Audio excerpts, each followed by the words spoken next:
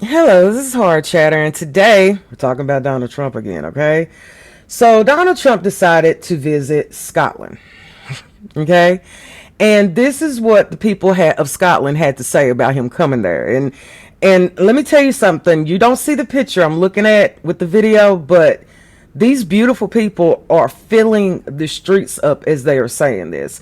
So let's listen to what they have to say, and we'll come back and talk about it. Say Trump is not welcome. There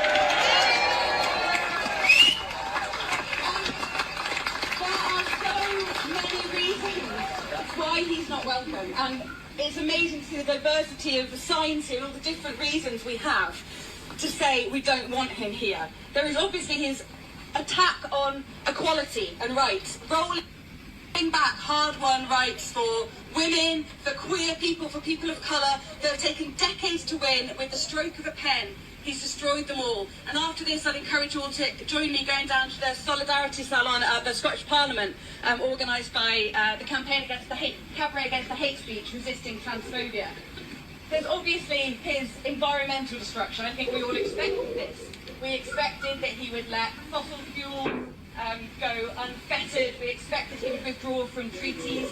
I'm not sure even I expected the latest news that he's seeking to have the very concept that carbon dioxide is bad for humans overturned. I mean, this is storybook villain stuff, and it would be laughable if it wasn't so terrifying.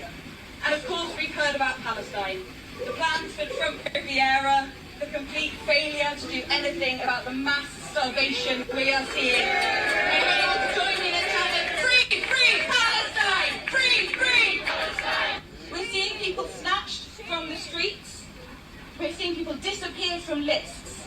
Families not knowing where they are. Lawyers not knowing where they are. This is when, in living memory, we thought that the USA had atoned for its memories of Japanese internment, and we are seeing exactly the same happen again.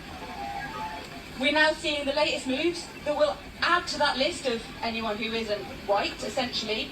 People with mental health problems, homeless people, trans people, people of a different race, homeless people, people with mental health problems, being locked up with no access. Where have we heard this before? Any attempts to meet with Donald Trump is nothing short of appeasement. Yeah. And we need to call this out. Meeting with a fascist behind closed doors is appeasement. But we know it's happening. We need to call it out. We need to know what happens in that meeting. And we need to say when the state visit happens later station. Now, didn't seem to do much. There is no way we can be hospitality when he comes back. To keep calling out this fascism, we need to keep holding our government, our politicians to account. We need to say, Trump's a cunt. We need to say, fuck fascism. And we need to say, we shall overcome. We shall overcome. We shall overcome. We welcome this invitation from Stop Trump campaign to speak in a united way with so many other people here. We want to support this demonstration because we share so many of its aims. Like everyone, we're appalled at the behaviour of President Trump on so many levels. His attacks on women, his attacks on abortion rights, his attacks on federal civil servants who he sacked in the thousands, his attacks on the environmental organisations and the environmental network that, limited as it was, the federal government had set up. So in that sense, he's not only a climate denier, he acts on what he says.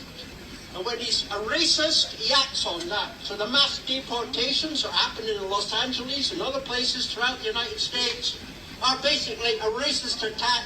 He wants to divide citizens in America. I want to say thank you so much, Scotland. And, you know, I'm half Scottish, and I got Irish in me, and I got Nigerian in me. And that just made me feel absolutely good.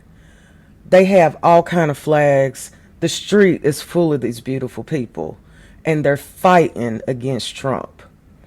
And they want the best for us.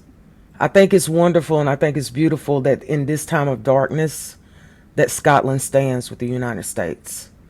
And like I said, God bless them. God bless the country.